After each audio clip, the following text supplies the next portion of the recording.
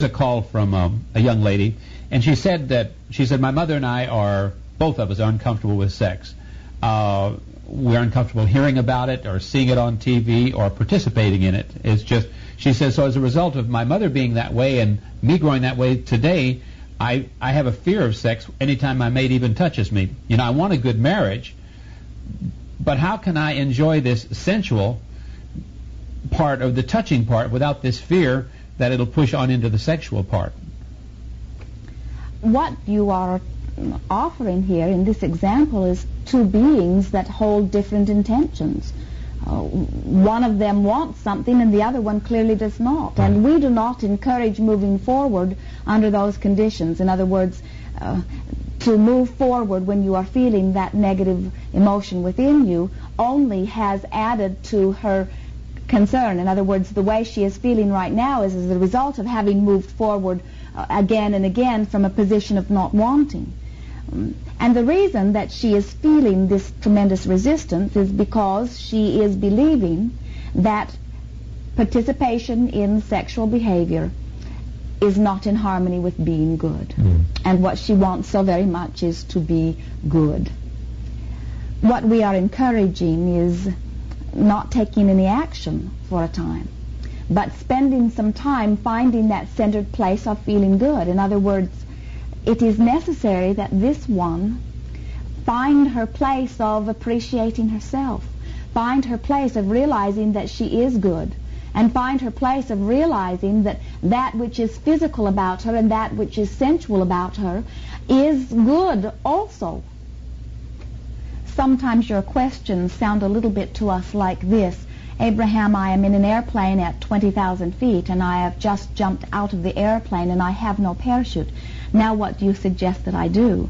And the reason that we're having a little fun with this here is because what we are wanting you to understand is that all of you got to where you are through a series of decisions and through a series of offering of thought. But you are never in a place, really, where you are plummeting to the ground without options. It is that so often you believe that there must be an action that you can take and that the action must fix it. And in this case, no action seems appropriate. In other words, for her to refuse the intimacy with her mate leaves her in a place of lack also, because he is not happy about that. And to go forward with the action does not seem appropriate because that leaves her in a place of not feeling good. And so what we are wanting to point out here is that there are many instances where no action is appropriate, but that does not mean that you do not have somewhere to turn. And what we would encourage that this one do is spend some time focusing upon how she is wanting to feel. Spend some time focusing upon her appreciation from her mate, aside from the sexual encounter. Spend some time looking for her own positive aspects and the positive aspects of her partner. Spend some time looking for reasons to feel good about life in general. And from that place of just feeling better, she will resonate more powerfully with her own inner being. And from that place of pure resonating with her own inner being, she will not feel so much resistance to anything, not to life, not to this action, not to anything. And then from that freer perspective, she will find her place of greater action, you see. Abraham, before meeting you, I kind of looked at life in the sense of the word like I was moving along a path, and this path had branches all the time. It kept forking this way and that way, and I could choose to go to the left one or the right one and so on and so forth. And then if I got to a point in life where things didn't feel right, then I would try to get back to the last fork in the road and maybe consider going the other way. In other words, I always felt I could go out the same door I came in, so to speak, as far as problems. But now after talking to you, it seems like you're saying I don't have to double back. I could just start fresh right here on this point on the path, and then... Really, we are talking about the same thing, because when we talk about finding your balance or drawing backward, or inward to your state of beingness, in a sense, it is like backing up to that fork in the road. You are so action-oriented as physical creatures and believing so much that your action must fix everything. And what we are so much wanting you to understand is that action taken from a place of lack is always counterproductive. And so back up your path a little bit. Back up from your decision a little bit. While you often do not know what to do, you always know how you want to feel. And if you will start with that feeling place, Good. then you have backed up the path, and then the options would be much clearer to you. Now, on the other side of the question about the young lady who called you, there was a gentleman that called you a while back, and he said something like, he said, well, for the first 3 months of our marriage, he said, my wife and I had sex 3 or 4 times each day, but now after a few years, it's actually reached the point that sex, the activity, is distasteful to my wife. And so if I don't make it happen, it just doesn't happen. And she's not interested in any form of mental stimulation, like words or films or books or anything. She won't allow anything that would shift her focus in that direction for any period of time. And I wouldn't want to have sex with her if she doesn't enjoy it, because it's not pleasurable for me if it's not pleasurable for her. So my question would be to you, what thoughts must I change in order to change the experience that I'm having in this particular case? Your asker of this question is a true co-creator, for he is recognizing that he does not find pleasure in moving forward unless the counterpart of his co-creation is finding pleasure also. Correct. And that is a very good thing. Let's talk about it. Here are two beings. Let us say she is working at one place and he is working another. And each of them are offering thought all through the day. And so by virtue of the thought that they are holding, each of them are coming to a different place. Right. Now the day is done and they bring themselves through action together. But they are two beings who, while they are joined in a marriage, while they are joined in commitment, while they're joined in all sorts of obligations, they are in this moment not joined in thought. Right. In other words, they are coming from two different directions, and so to expect the other one to be right there where you are, wanting precisely what you want, is really asking a great deal. And so what we would encourage is that you do some pre-paving. Psychically, mentally, reach out to your mate during the day with your thoughts of appreciation and your thoughts of approval. And when you come together, say words to one another that bring each other to the point of harmony. In other words, look for the positive aspects in her. Look for the positive aspects in yourself.